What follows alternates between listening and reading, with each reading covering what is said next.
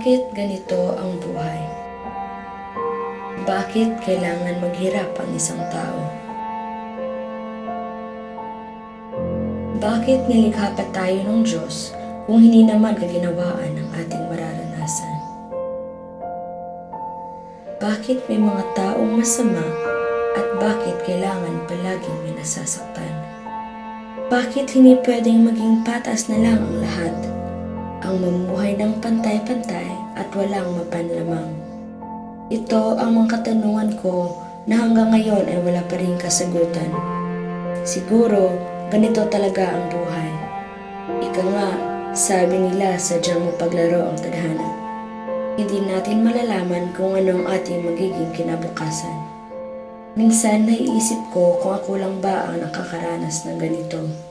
Ang mag-isa, ang pagtawanan ng lahat, at ang iwan ng mga taong minamahal ko.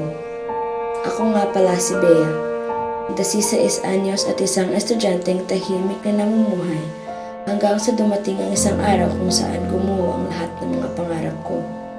Nagsimula ang lahat ng ito noong unang araw ng Marso, taong 2013.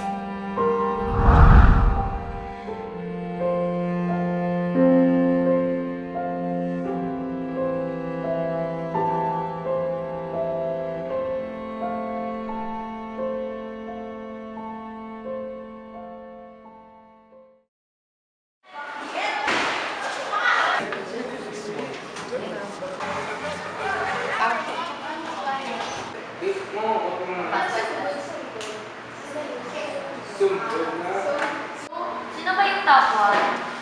Balita ko si Bea lang. Ito ba yan? Ay, ito. Tanong niya. Hi, Bea! Ikaw na yung valedictorian.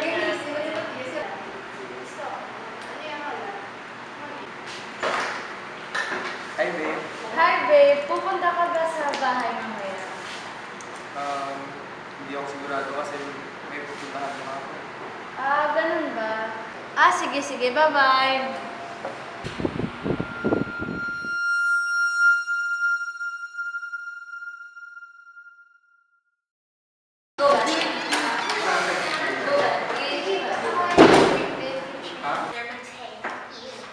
Magandang umaga, class. Magandang umaga, Sir Mateo.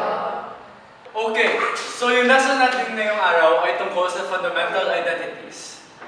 Yung una ay yung reciprocal identities. Yung cosecant ay pwede may replace sa Sir, one. teka lang po. Hindi ko po kasi maintindihan eh. Paki-explain naman. Okay. So, ganito lang. So, this is what we do. So, Grabe. Talagang pitvayan si Sir, no? Oo nga eh. Tingnan mo may pakakapa sa likod oh. Kadiri, no? Oo nga eh. Okay, so one of the applications of writing angles in radian form is finding the length of the arcs extended by the central length of intercepted arcs.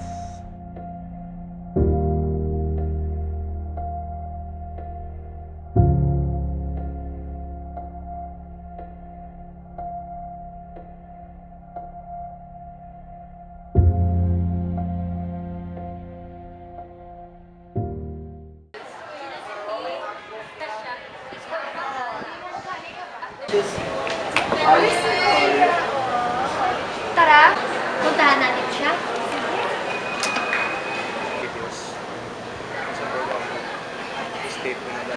Uy! May gimmick kami mamaya. Sasama ka ba? Pasensya na, hindi kasi pwede. Kailangan ko umuwi ng umaga. Baka pagalitan ako ni Papa. Mag-celebrate ka naman, di ba, valedictorian? Kasi, ano eh. Di kasi talaga pwede. Sorry Di ko kasi type yung mga gimmick na yan. Sorry talaga. O sige, bahala ka.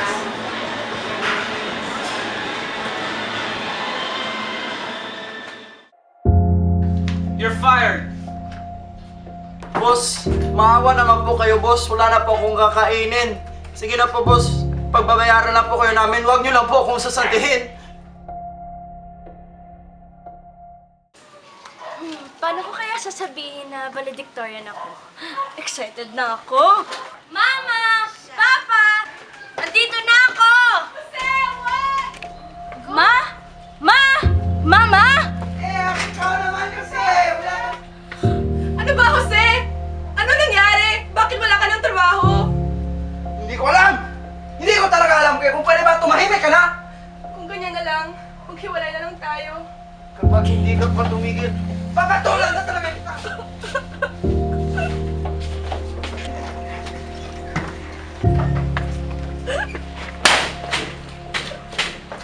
Maawa ka, Jose. Huwag mo itong gawin sa mga anak natin. Wala akong pakialam sa mga gagawin ko, ha? Wag! Eh, ikaw ba naman? Ano ka ba talaga? Hindi! Wala ka silbi! Umalis ka na lang kaya sa buhay ko!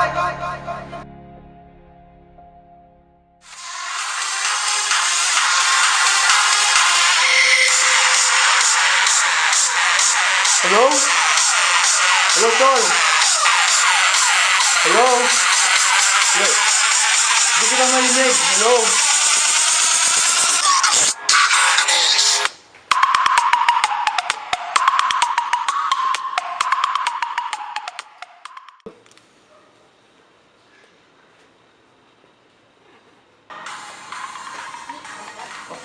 Hello, Tol? Andyan na ba yung banig ng volume na in-order ko? Oo, nandito na. Ito yung dogs mo. Basta pag sumabit ka, labas ako dito ah. Huwag kang mag-alala. Malinis lang to. Sige.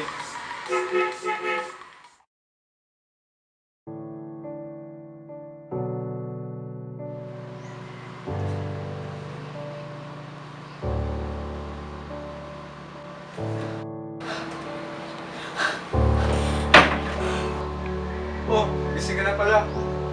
Sir Mateo! Anong ginawa mo sa akin? Ang ginawa natin, ang galing-galing mo pa nga eh. Walang hiya ka! Rapist ka! Ang rapist!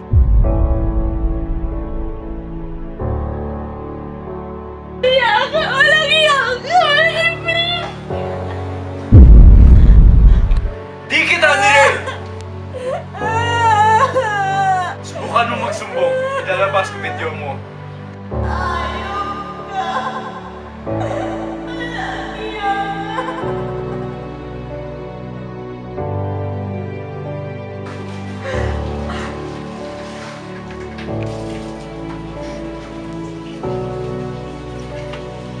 Ma? Ma? Ma, ba't ka umiiyak? Saan si Papa? Nasaan yung mga kapatid ko? Wala na sila, anak. Binenta sila ng papa mo para magkapera siya. Wala akong nagawa dahil pinagbataan niya na papatila tayo. Ano? Nagawa yan ni Papa?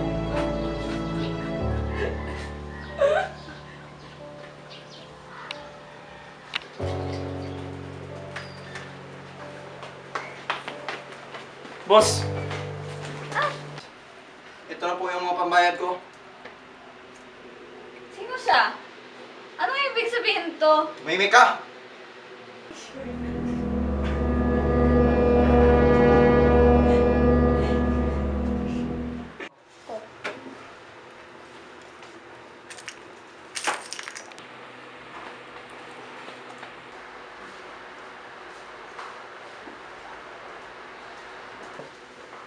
Maganda. Makinis. So ano boss? Okay na po ba? Bakit binibenta mo mga anak mo? Wala pang ibang babae? Boss, mas mahalaga po sa akin ang pera. 100,000 piso? Payag ka? Sige boss, pwede na po yan. O, sige, sige. Sige boss, salamat po. Bitawan niyo ako!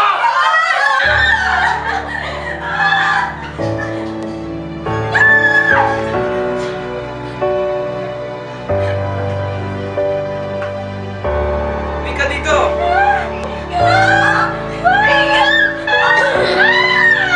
Diyan lang kayo! Hindi papatayin ko siya!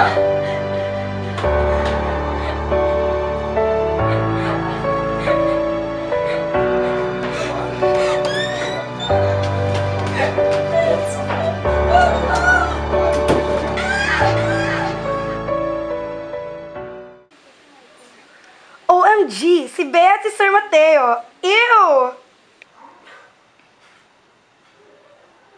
Hoy, Bea! Ang landi-landi mo. Tingnan mo sa FB mo kung ano ang ginawa mo kagabi. Ew! Slut! Whore!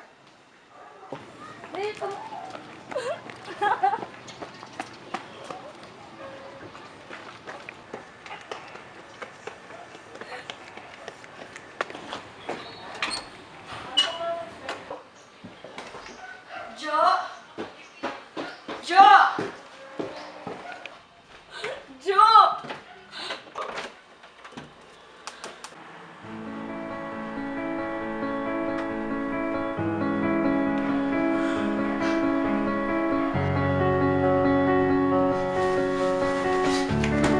Bea, anong ginagawa mo dito? Anong ginagawa ng babae niyan? Anong ginagawa ng babae niyan dito?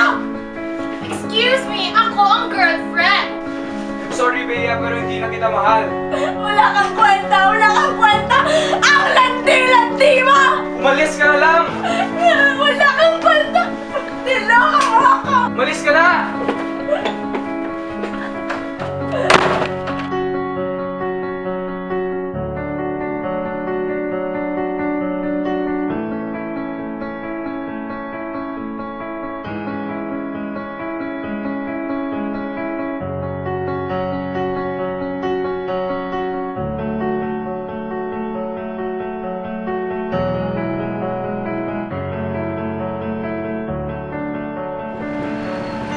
Ayoko nang mabuhay!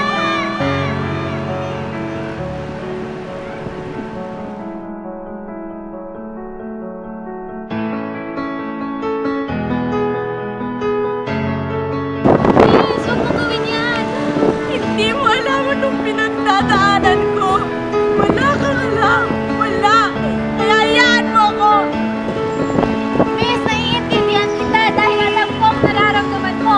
Kaya kung sinasabi mo ikaw lang may problema sa mundo, nagkakamali ka. Kaya bumaba ka na dyan.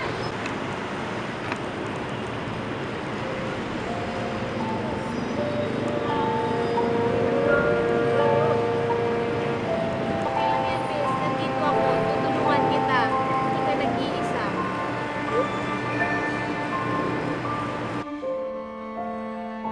Marami akong pagsubok na pinagdaanan.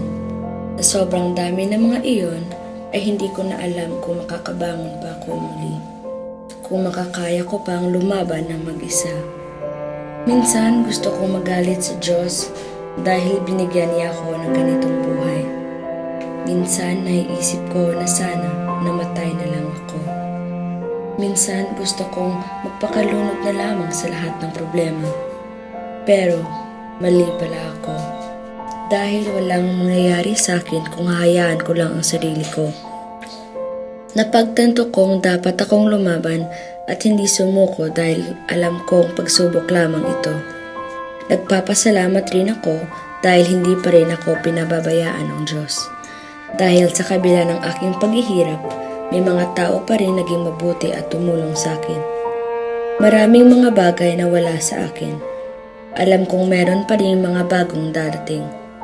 Ngayon, masasabi kong mas naging matatag ako at marami akong natutunan tungkol sa buhay. Nalaman ko kung paano pahalagahan ang aking sarili at kung paano tanggapin ang aking mga pagkakamali. Siguro hudyat na ito na itama ko ang lahat ng aking mga pagkakamali. Ngayon ay kontento na ako sa kung anong meron ako at handa na akong magsimula ng panibagong buhay kasama ang mga taong nagmamahal sa akin.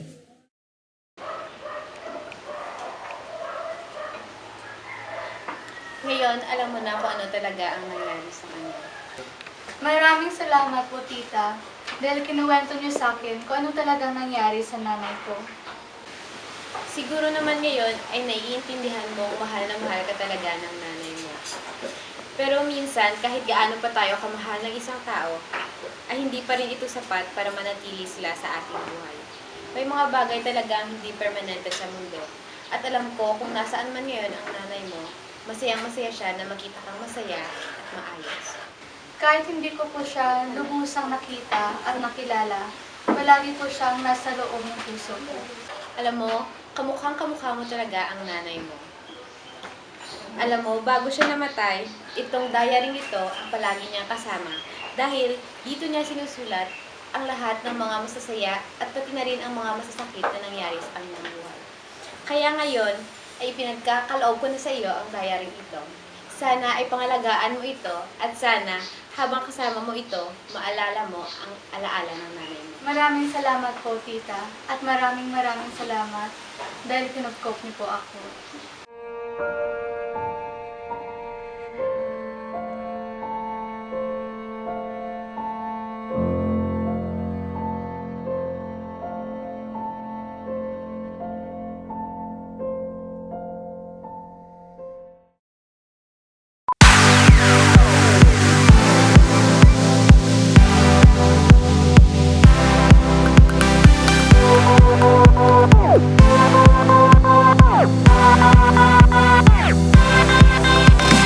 Miss, naiintindihan kita, kaya kung...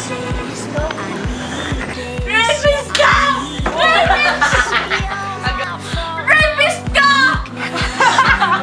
Dali ka mo na ang hapon kung ano na.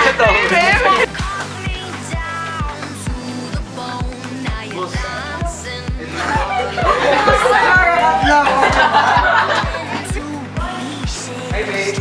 Hi, babe! Pupunta ka ba sa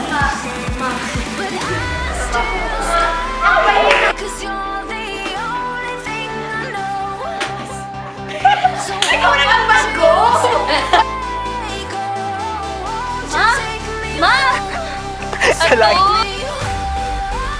Ma? Ma?